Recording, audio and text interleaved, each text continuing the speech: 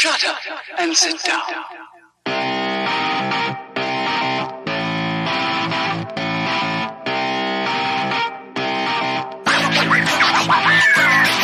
What's up, everybody? Welcome back to Third Shift. This is episode 218. I, of course, am your glorious host, your funky leader, the greatest man who's ever lived. It's me, it's Matt.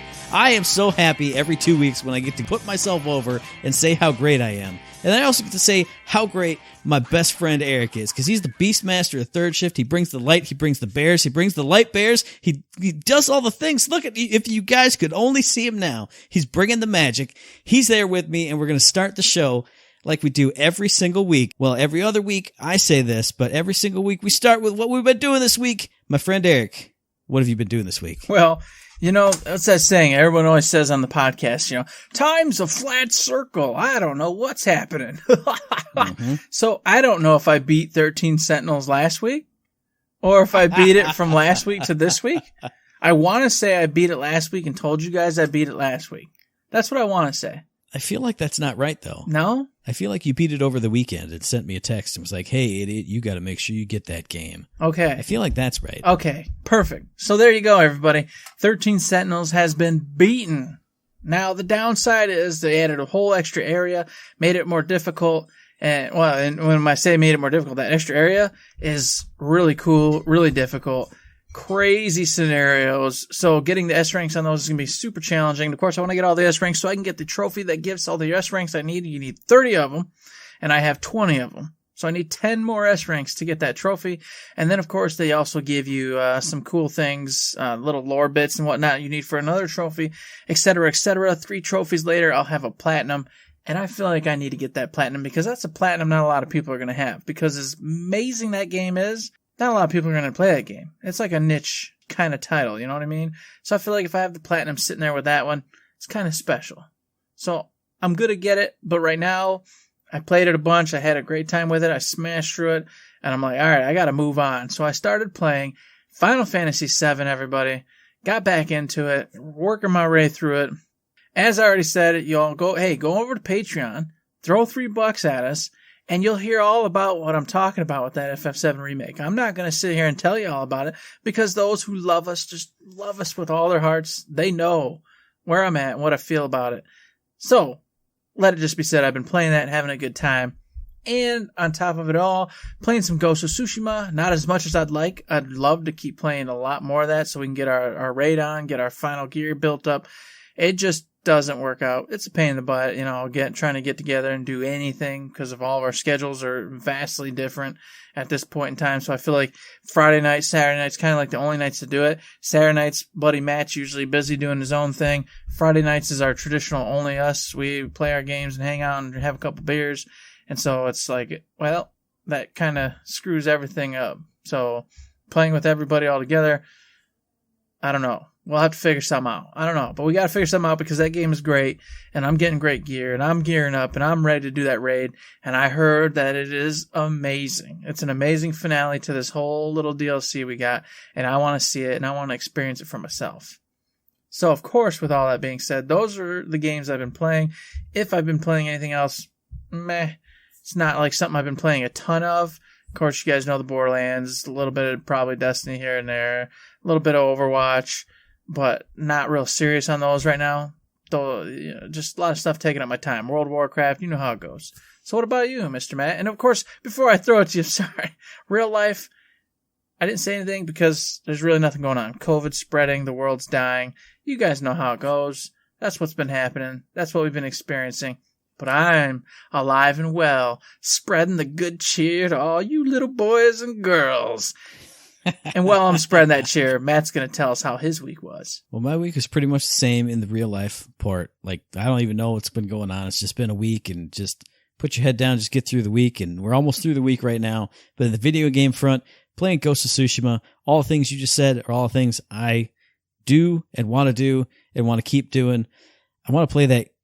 It's one of those games I want to play all the time, but every run of survival is like 40 minutes. So again, I can only do like 1 or 2 a night, even if I just wanted to just play it all, just all the time. So I feel like, I don't want to sound negative, but like, it's such a, not a grind because it's fun, but it takes up so much time. I want it to be like shorter chunks. Oh. I want to get on a team and be way better and clear those waves a lot faster. And get it down to like 20-minute runs because that would feel really good. Because you are right. It's like 40 minutes every time we do one. And while they're fun and great, by the end of 2, you're like, oh, that's half the night. I mean, we barely just got started. We only did 2 games together, and half the night's over. And then I start to feel like anxious and weird because I'm like, no, it can't be over. We haven't done anything. Oh, no. You get that, and it's like, oh, I want to play something fast. Like, it has like 2-minute rounds. I want to speed gaming. And but you're in the mood of the long game. It doesn't work out. Anyway, no. That game's amazing. I want to play more of it. I want to do that raid with all of our buddies. I want to play it more with all of us together. So we're going to figure that out. Next games on the list, Animal Crossing New Horizons and Rogue Legacy. I actually have 2 stories about those games, but I'm going to do like Eric does and say, you got to subscribe to the Patreon if you want to hear my stories about them. I actually had a story about Animal Crossing. Usually I just go, oh, whatever, villagers doing stuff. I had a good story on that one. Rogue Legacy, another good story about how I play that game totally wrong. Check out the Patreon if you're interested in that. Also been playing Hades a little bit, got my second escape. I've only played it like 2 times since my first escape, so it's not like I've been playing like for 2 weeks and oh my god, it took me this long to do it. That game's amazing. That game's fun. Another game I got back into a little bit over this past week, Dicey Dungeons. I had my PC booted up for some reason. I booted up Steam, and I was like, man, what am I going to do? Oh, I remember why I booted up Steam. It's so I could get Grandia 1 and 2 on Steam. My gosh. They weren't on sale, but I was watching like retrospective videos of it. They're so good. Those are great RPGs. And I mean, I've played Grandia 3, so I know the system is that amazing. And I've always heard that those 2 are awesome too. And I was watching it and I was like, yeah, I need to just get it. And then I can play them whenever. So booted up to get those 2. Haven't touched them yet, but I was sitting there waiting for the download and I went, what's in my favorites here? What's this? Oh yeah, Dicey Dungeons. I need to do a couple more runs of that. And man, that game is so much fun. I love the graphics. I love the style of that game. I love the humor of that game. I did another run through as the Thief with a new twist on it where it was you steal items from your opponents, but in this run you steal them for keeps. Like you put points in and then you can steal one of their equipment after each battle. And I stole like a free spell from a wizard. And then I upgraded to the blacksmith, and then nothing could touch me the whole rest of the run. I was like, God damn, why can't this be the way it always is? But it was so good to just... I love the runs in that game, but sometimes you get far and then just get totally annihilated by bad rolls. This ensured that that could not happen to me. I just destroyed everybody. I rolled through everything. I destroyed the boss at the end. Felt good, felt amazing. So going from that high... I also downloaded Spelunky 2, and I die horribly all the time in that game. It's weird because I love roguelites, but this is a roguelike where it's literally just you go in and that's it. And it's a lot of fun, but it's also super duper hard. I've made it through like 4 stages so far and then found a boss and I had no idea what I was doing and instantly died and I never got back to him all the rest of that night. So it's weird, it's punishing and it's brutal, and sometimes I die because you can get like totally ragdolled all around that room by enemies or traps or whatever. Sometimes I die and go, what a bunch of crap. But then I immediately go, yeah, quick restart. Oh, yeah, we're going again. We're going to do it. And just keep pushing and just banging your head against that wall. For some reason, it feels good. So I'm liking that. I'm liking Dicey Dungeons. I'm liking Hades. I'm liking Rogue Legacy, Animal Crossing, Ghost of Tsushima. It's a great time to be alive, Eric. It's a great time with all these amazing games. And I hear...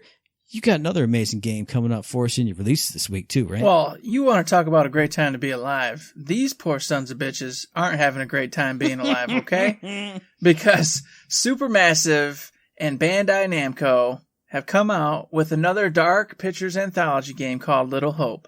And it's about these 5 poor souls that go ahead and go into a Silent Hill-like town. You know, they go in and the mists come up and they can't get out. And all of a sudden these apparitions are grabbing at them and flashing them back to the time of the witch trials. And they figure out that these characters are similar looking to them. And they got to kind of unravel what's going on. Why are they stuck here? What's the mysteries? And of course, if you don't know, in these games, it's third person. You'll take over the controls of all the said characters at different points in times, and you're going to make all these different decisions and make these quick time events. And based off these, your characters will live or die. All characters can live. All characters can die. So no one is safe. And in between all the big beats, it backs out to the narrator, whom is like telling you the story. So he's having you finish the story for him while he kind of narrates, gives you hints, and just messes with you in general. It's really fun. It's really cool. And they've already done, of course, Until Dawn and The Man of Medan. I've played Until Dawn all the way through a couple times. That was a great game. I didn't play the second one. This one I had a little more hope for. Little hope for, you know what I mean? Yeah. Because Man of Medan I heard was not like super great. And I can't verify nor say it was or wasn't. I didn't watch any playthroughs. I didn't play it.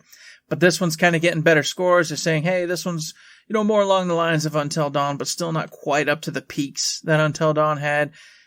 So they're on the right track. All right. And if you got yourself a PC, you got an Xbox One, or you got your PS4, you're going to be able to play it. I'm totally interested. It's fun to sit down sometimes and just take a game where you just mosey about. And of course, when you're controlling it, it's like a point and click kind of adventure. You just look at the thing and with your little arrow and you click where you want to walk to. And then you click on the different artifacts and things in the environment to interact with them. It's like opening windows, opening doors, that kind of thing. And then when the quick time events come up, it'll be in the corner and it'll be like, oh, say this or say that, or quickly tap this button to escape a grab, or this, and all of those, like I said, will influence whether or not you live or die. And the game remembers all this, and all the way through, you get different interactions. And like I said, if the person goes away, well, you're going to miss out on everything you would have done with said person, and you're going to get multiple endings. So the replayability is pretty high, and the story is always fun.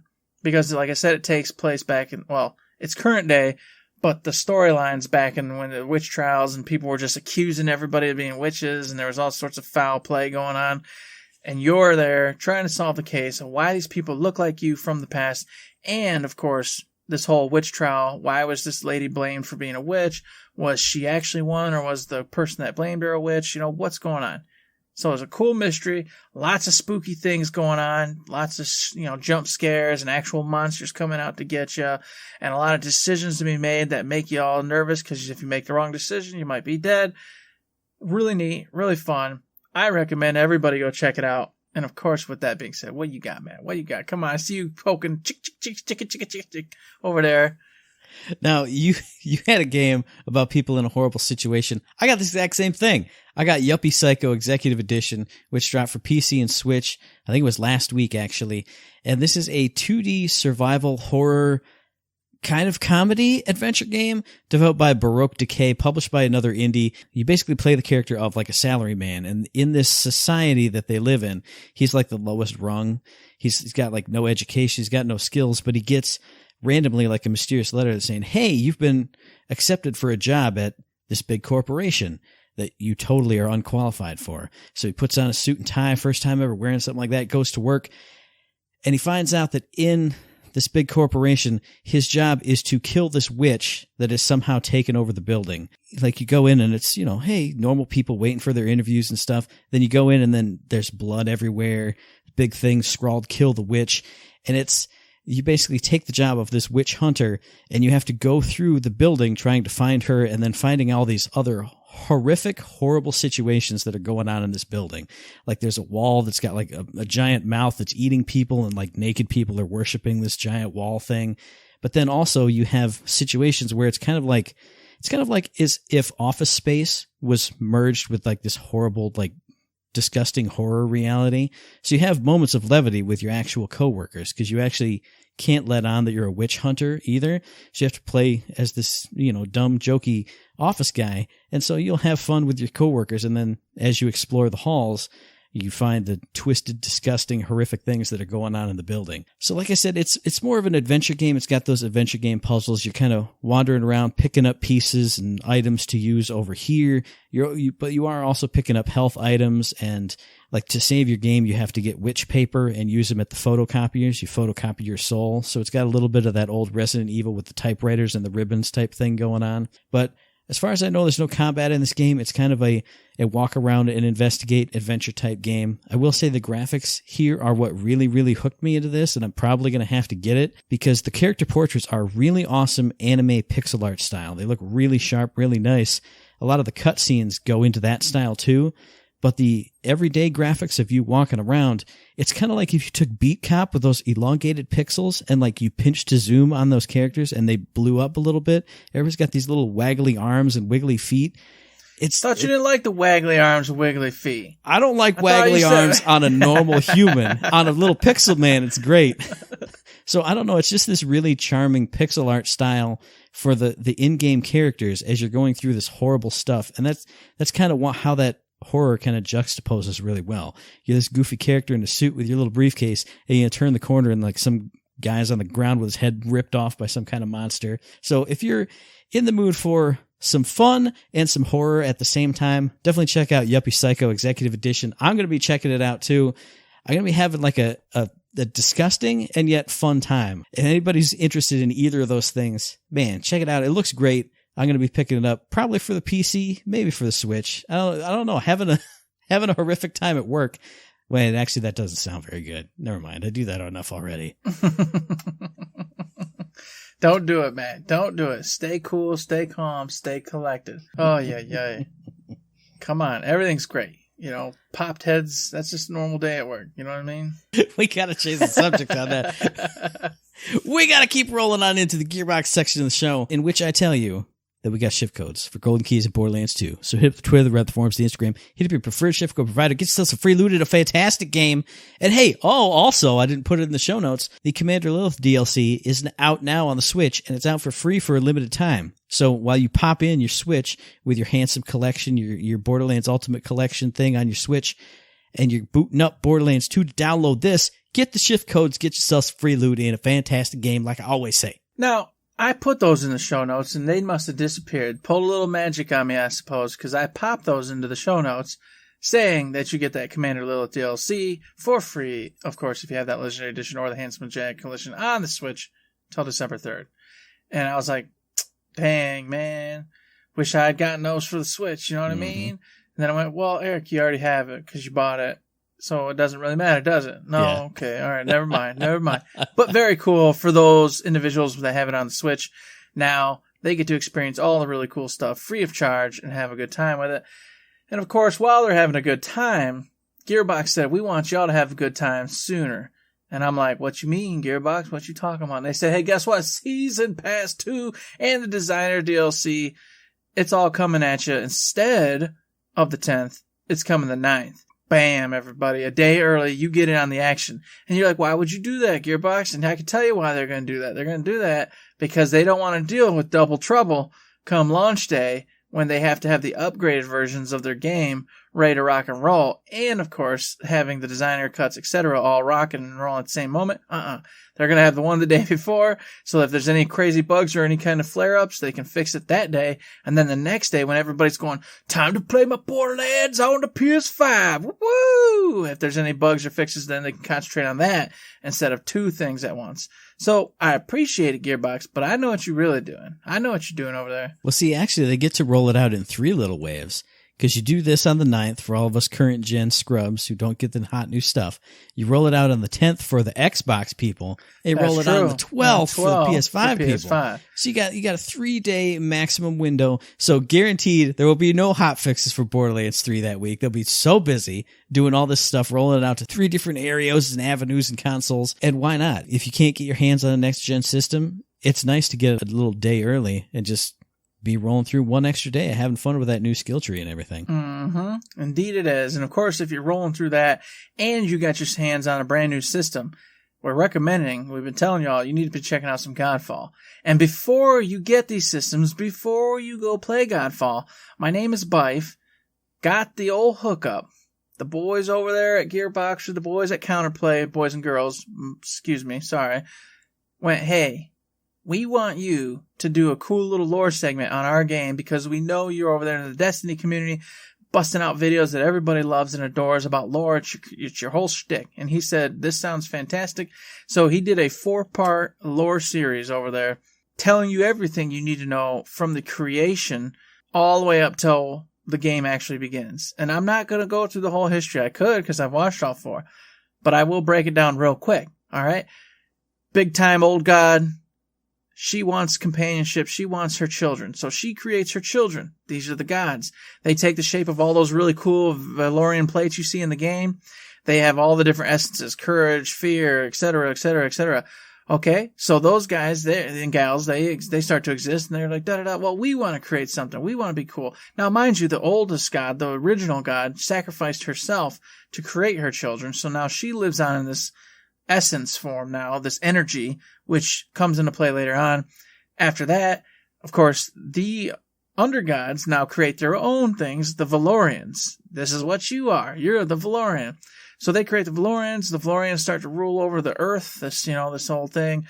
And then they're like, yeah, we're so cool. And so then the gods get bored again, and they start creating like offshoots of the Valorians to kind of compete with the Valorians and just to meddle and mince and mess around. But the Valorians were created of all the gods, while the lesser races were all created from a singular god.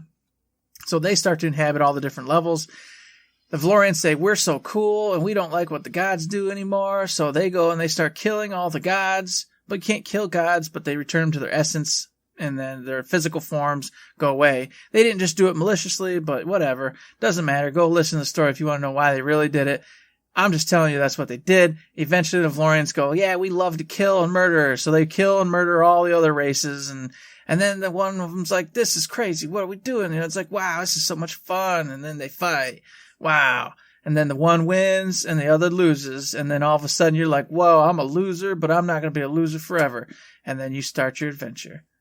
Sound about right? That was a horrible recap, Eric. Oh, come on, man. That was awful. So I'm gonna suggest everybody ignore all that Eric just said. Go see My Name Is see Bud. The real one? Get it. Does he do it better? I'm 100% sure he does. I did not watch any of those because I don't want any backstory. I want to go into the game mostly blind, just saying, hey, you're going to fight Macross and his lieutenants and all that jazz, and it's going to have a fun time. You're going to find out the lore as you go. So if you don't want to find out the lore as you go. You're never going to read those lore bits, Matt. I always read bits. I don't read the whole codex, but I read the bits. I love bits and pieces. You're going to be drunk and your eyes are going to be like wavering, and you're going to be like, we got a lore bit. That's the man jumped and he did things. God said, oh, yeah, sure, whatever. Yeah, well, whatever, dude. That's exactly going to be it. And that's how I want it to stay. If you don't want it to stay that way, check out My Name Is Bife. He's telling you all the lore stuff. And if you don't want to know all the lore stuff, but you want to know more about Godfall, check out the Godfall celebration that happened today as we're recording this over at twitch.tv/GearboxOfficial. If you didn't watch it live, like I didn't because I was at work, go ahead and watch the replay because it's fantastic. They had Keith Lee, they had Dick Hayne, they had Eric's, and My Name Is Bife. They showed the launch trailer, the gameplay reveal. They did a Q&A. Where do you want to start with this, Eric? Oh, my God. Let's just say launch trailer, really cool, a lot of fun. Not much there that was anything new or anything bananas for us. Yeah. So overall, it was neat, but seen it, understood it, was ready to rock and roll. I feel like for me, the launch trailer was like, it was like a really cut down version of stuff we'd already seen. So I felt like they needed the launch trailer to be that big, long piece of it that we saw. Like I felt like whiplash going through it a little bit. And I was like, I don't know. I think people would respond better to the big, long story. Not like a huge thing, but you know what I'm saying. Mm-hmm. I agree with that. The first bit of news I think that really started to like get me going and excited about everything was when they got into some of the meat and potatoes. Was when they were starting to talk about like when you're playing with other players, is the loot going to be shared or is it all on your own? Well, the answer to that, it's all yours. So much like you can pick in like Borderlands and this, it's always what loot you see is yours to get and yours alone, which I really like. I do have fun sometimes, when it was shared loot and we'd sit there and we'd argue over who needs it or who should get it. But all in all, I love just picking up the loot and going, this is mine. This is what I got. Oh, goody, goody, goody. Well, one thing I didn't hear them ask, Matt, was whether or not when you do this, can you share your loot with someone in the party? Right. So, like, if I pick up the axe of Mohoima or whatever, and you really love those axes, I could, since you're in my party, I could share it with you. Most co-op games do that. Right. But they didn't ask that question, so I don't know, and there was no answer. I feel like that's something that you have to do. If you're going to have co-op and you're going to have loot, it's going to work that way. Like, oh, I picked up this really cool crit saber. I'm going to drop it for you because I know you're running crit build and all that stuff. Mm-hmm. So I feel like it has to be there. But speaking on the loot, one thing that I really kind of appreciated from what I was looking at from the gameplay they showed was I liked that the loot came out and exploded everywhere, and you saw little bits and pieces of blues and purples and greens and oranges and all that stuff. What I liked was it didn't have the pop-up saying, this is the Lance of Longinus, this is the twin blades of Bocephus. You just ran over the stuff and you picked it up. Mm-hmm. I will really appreciate that it's not, we're going to kill a boss, we're going to sweep up the loot, but we're not just going to stand there looking at the floor that one's kind of junk. What's this? I don't know. What's this? Hang on, let me look. I don't know if I even want to pick it up. My inventory is pretty full. I appreciate that it's not going to be that, because I don't know why it is, but when I saw them, just loot exploded, they picked it up, and there weren't the pop-ups with all the numbers ups and downs.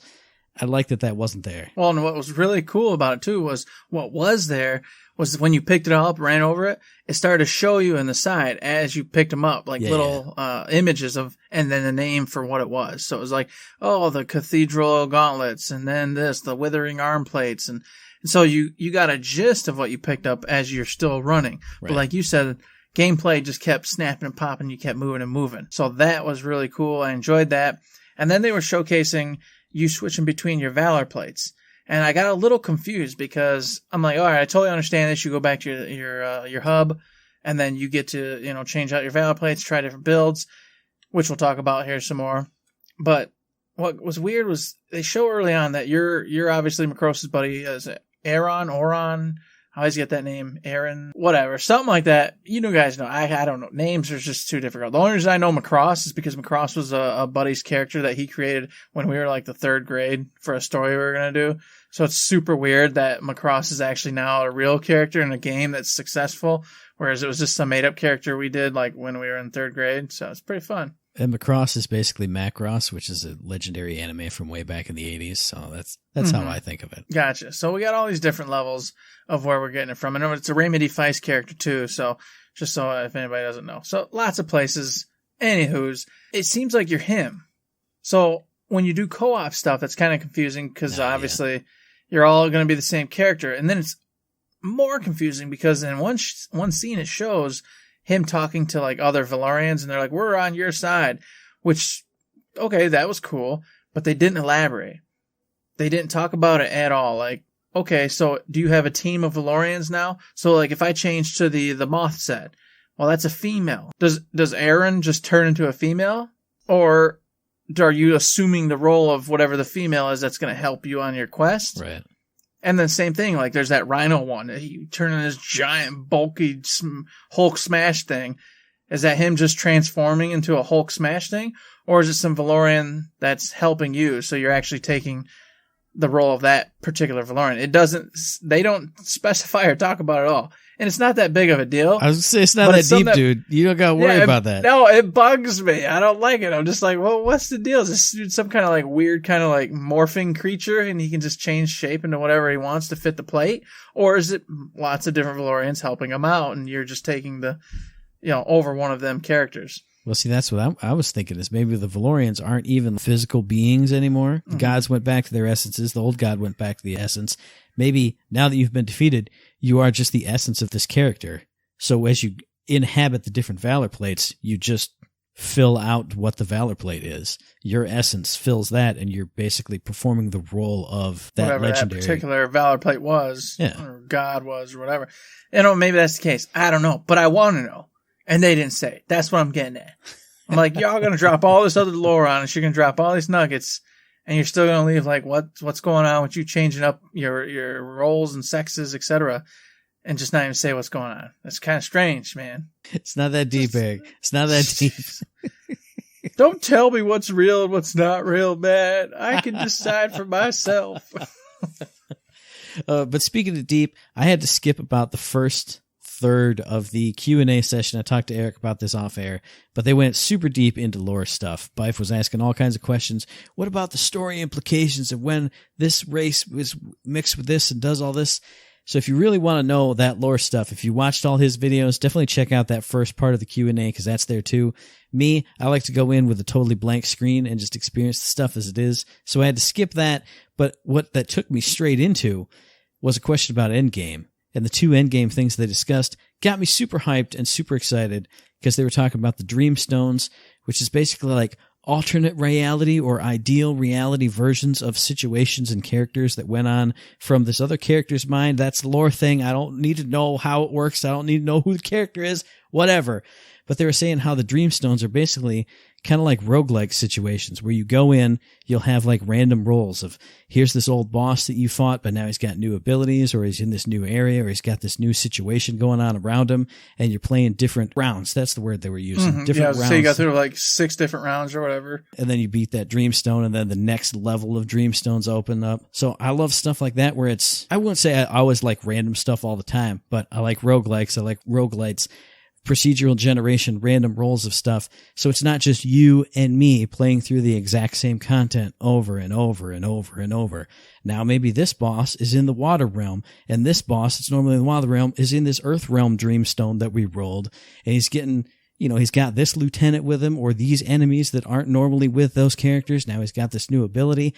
I love stuff like that. As soon as they started talking about Dreamstones, and then even further into that Ascended Tower of Trials, which we'll get to in a little bit, I got super excited because those are the kind of things I love. That will keep me coming back because it's random. You got chances of different things and just rolling different ways of playing and different content. I love it. Well, and of course, with the Dreamstones, because mind you, I want to just briefly mention before we get to that, before you even get to the Dreamstones, which you're talking about those bosses, each boss has a Dreamstone. You capture the Dreamstone, you beat the boss later on, that becomes an item because you got to do those Dreamstones, which I'll get to.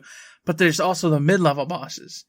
And Keith was super stoked and excited to say and talk about how all of them have their own little sets of skills and abilities and things they do and how unique and cool they were.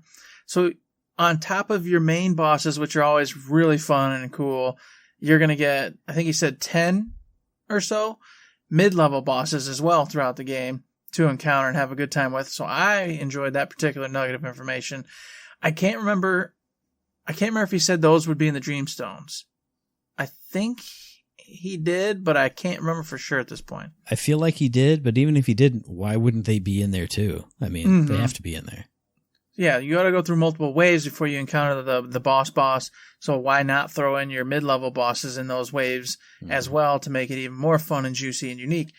And like you said, you get 9 to start, which gets you through the Act 1, as Hines was saying, which is really cool. And he says through that, you're going to get all sorts of unique gear, which is going to build you up to be able to then accomplish the next 9 rounds after the first 9. You'll get through all those, you'll beat it, and then it's going to open up Act 2, which is what they were calling it. You'll get these other keystones, and then you keep climbing all the way to the top. And at the same time, as Matt already said, the Ascended Tower of Trials opens up, in which case you go to those realms, the water realm, earth realm, all the realms again, but now it's like ultra crazy and dynamic and weird and cool. And you get special gear in the Ascended realms, which you only get there, which of course will allow you to make your character godlike. This is where you'll finally fill it out to get all the top tier, best in slot gear and become a true badass whom can rival the gods. And what I loved about the Ascended Tower of Trials was they said this is like infinite scaling, not just difficulty, but each level you go up, you also get additional boons and benefits and buffs for your character. So while the enemies and stuff are rolling crazy multipliers and, getting tougher and tougher, so too are you. So it's like iron sharpening iron as you go further up and further up. So it's not just you go in as just you and that's it, and you go as long as you can. You do go as long as you can, but you're also powering up and becoming even more badass at the same time. And that I really, really love. So it's not just like, well, I'm taking my preset character and that's all it is, and I made it up 5 this time. Now I made it up 5, but I also got this cool thing, this cool buff this one time. And oh man, next time I can't wait to see what I'm going to get. Maybe I'm going to break through and see level 6. What am I going to get then? That's another thing that's going to keep me coming back for endgame, man. And then of course, like you said, while you're going through these realms, as in those, same in the Dreamstones, each wave cleared gets you some gear, gets you some loot, which of course can make you a little bit stronger, make you a little bit more powerful, let you last a little bit longer. Same in the Ascended. Every time you go up, you're getting more and more loot, which makes you stronger, makes you more powerful. So like you said, when you get to you die and come back around, you're starting at even more of an advantage. And then you keep going higher and higher, taking me higher. That's as far as I can go because I want to get copyright. No copyright claim. No, can't do it. So that was something I was happy to hear, because I hate it when they're like, ooh, you got to clear 6 waves, and then that's when you'll get your loot. Yeah. And then you get to wave 5 and you die, and there goes 40 minutes for nothing. For nothing. Like we've said a million times, I'm old. I don't have time. Yeah. You want to waste 40 minutes of my life and I don't get any loot or anything to walk away with? I'm out. I'm bouncing. I'm going to drop the dime and I'm taking off. So them saying, no, we're going to reward you for every clear, every wave. I went, okay, I'm cool with that. I like that. That makes me feel good. So even if I fail, I can come away with a piece or two that upgrades me, gives me a better shot. 100% agree with all that stuff you just said. Anything else from this Q&A that pops you? Because I think those are the endgame stuff was what really got me excited and got me hyped. Anything else for you? Just something we mentioned before I just want to reiterate was that the skill tree looking really good, looking really nice. And the fact that it's across all of your Valor plates was really cool too. So you don't have to sit there and just redo it every time you put on a new Valor plate, but you can. They said they wanted to make sure it was a playground. Everything you get is just a click of the button and you can reset it and respec everything. So that way you can try new builds and have a lot of fun with it and not be penalized for doing so. I was totally excited about that because I am the type who sometimes goes from like an AoE crazy damage to like a pet build to like just a super, crit damage build. I do like to kind of bounce it up every now and again, and I hate it when games are like, oh, that'll be 17,000 gil or whatever. And I'm like, oh, I guess I'll just stay what I am. Screw it. I'm the exact same way. I build my character in Borderlands. It's like, oh, you can respec everything for all this big money. Nah, I'm fine. I'm fine like I am. Since we've seen the skill tree and the cool modifiers that go down as you level up each version of the little skill, I feel like that's going to encourage me to do that even more and more because every single one of these skills is going to have some cool ability on level 3 or 4 or 5 or 6 that I'm going to want to get to and at least play with at least once, unless it's just something that I have no interest in, like revive Eric faster, whatever. I'll get to it when I get to it. Yeah.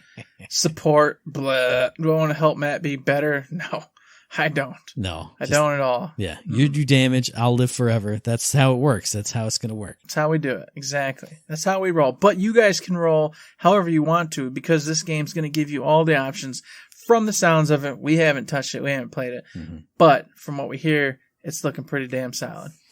And speaking of looking solid, I got one last bit to talk about with this Godfall celebration, and especially the Q&A segment, because they had 4 people on screen all the time with their cameras on their faces.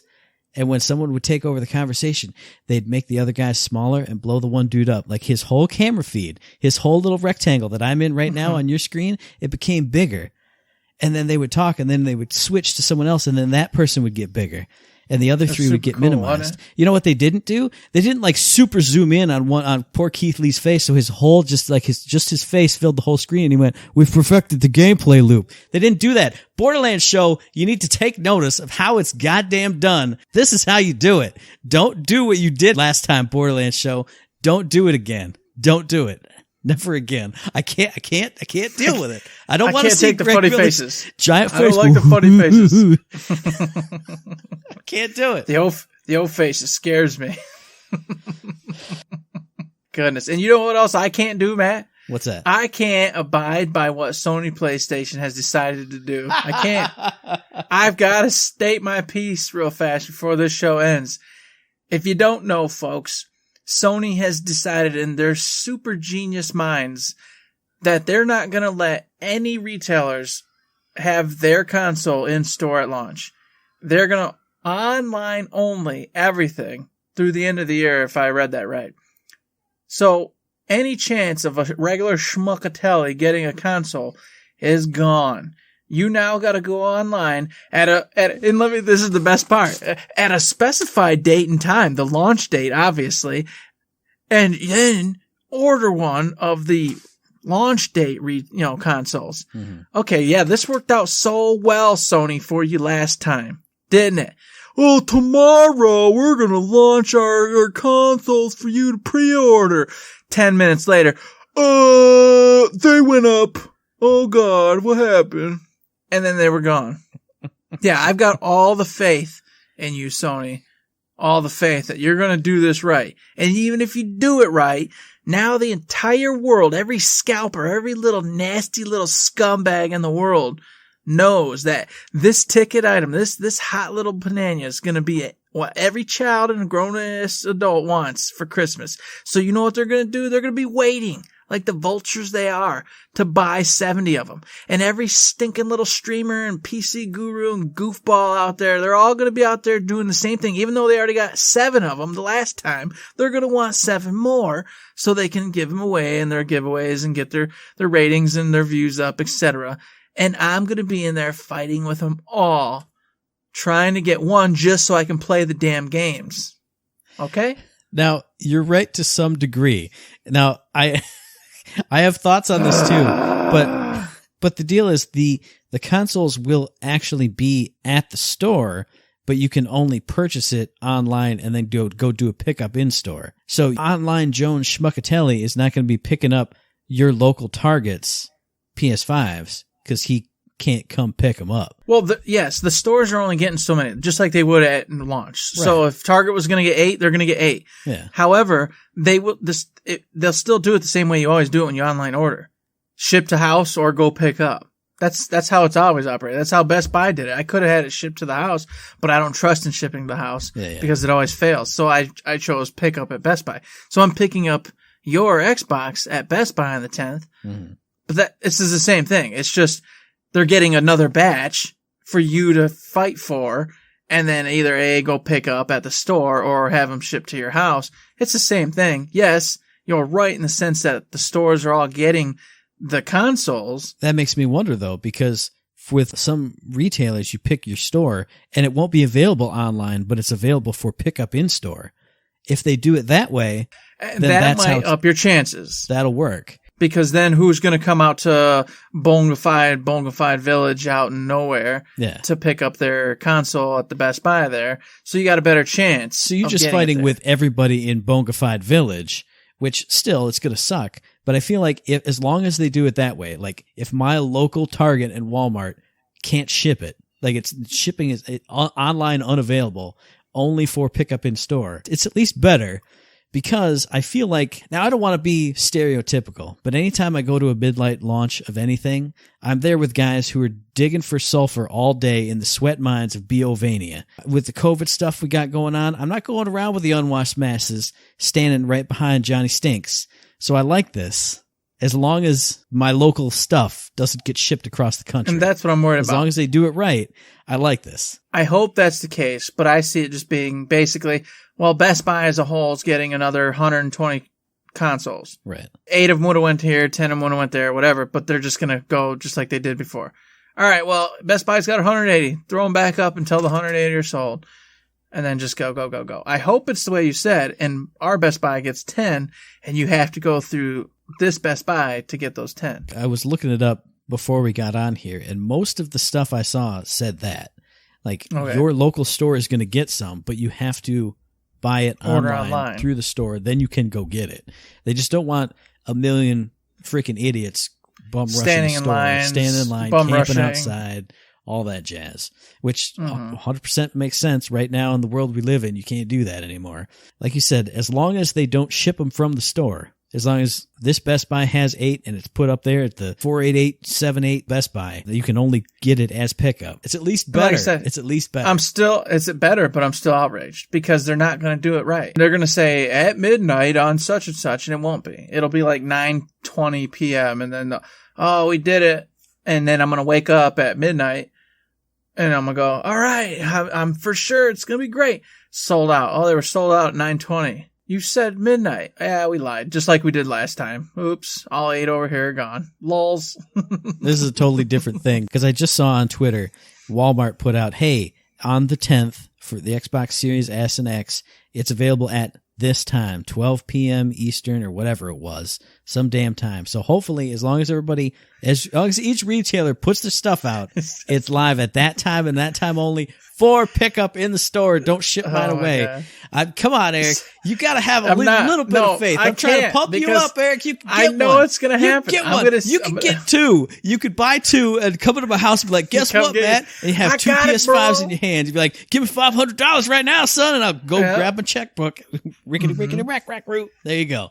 I can see what's going to happen, though, because I got Countryland internet. I'm going to be like trying to refresh, and then it's going to keep crashing, and I'm going to start sweating. I'm going to start punching my desk. I'm going to start.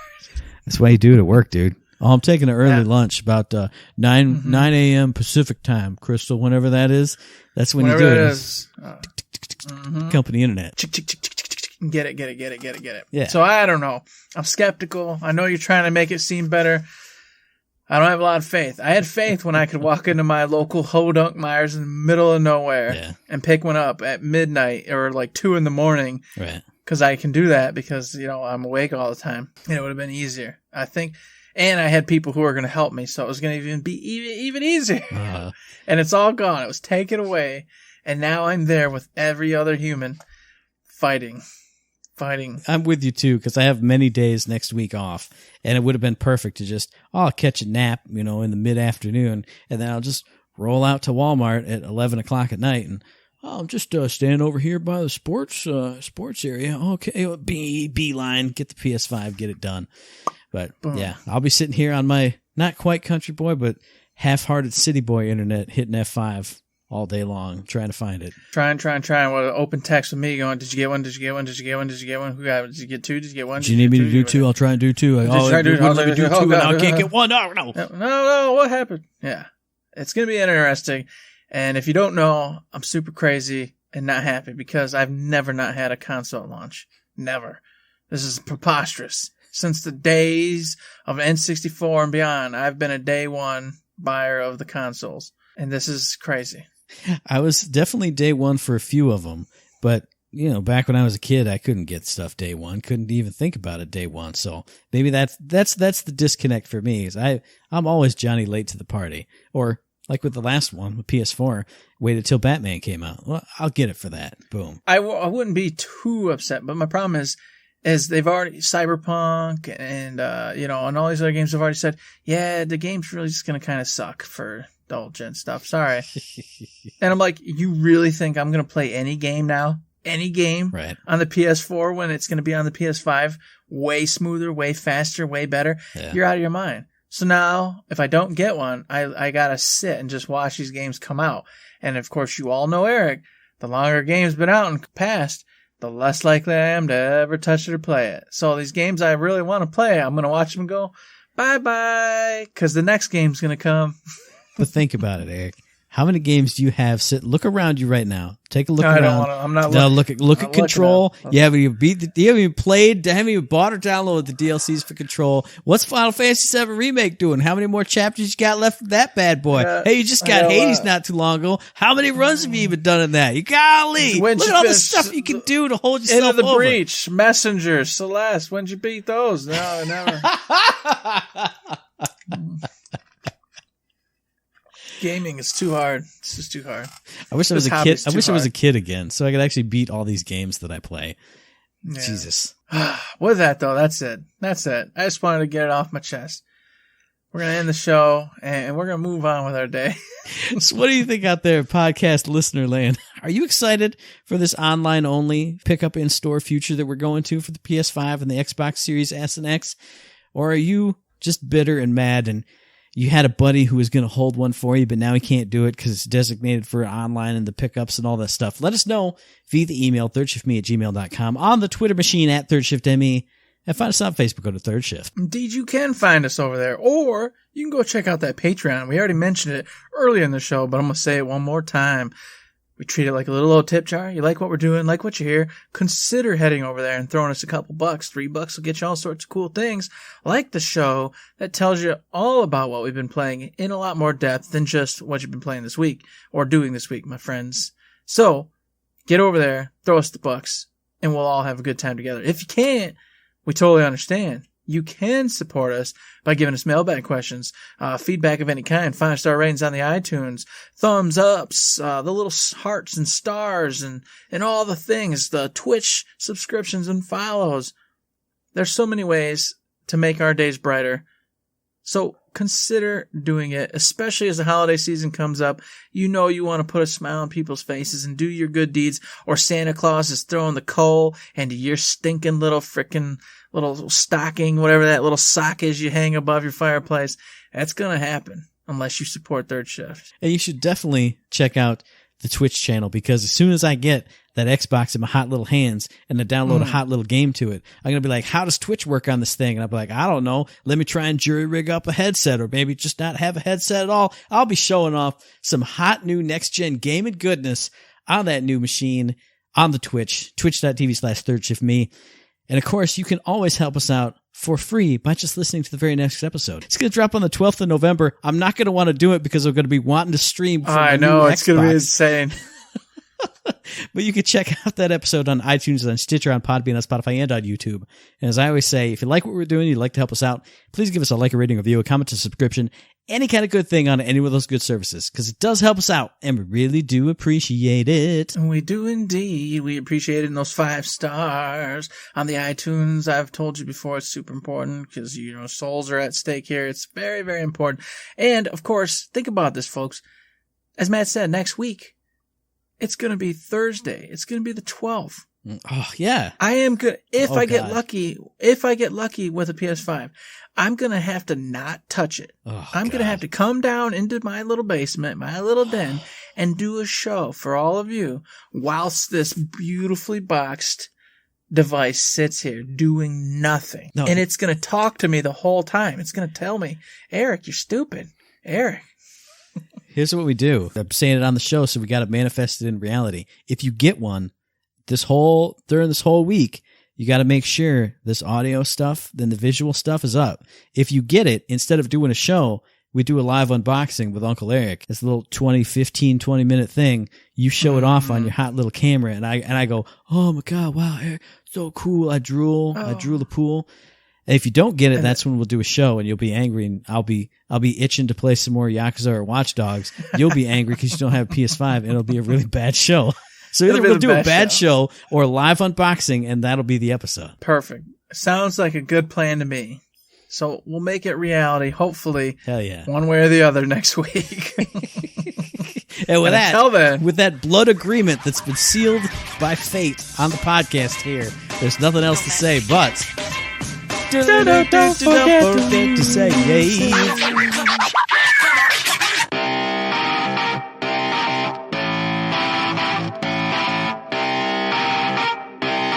Shut up and sit down.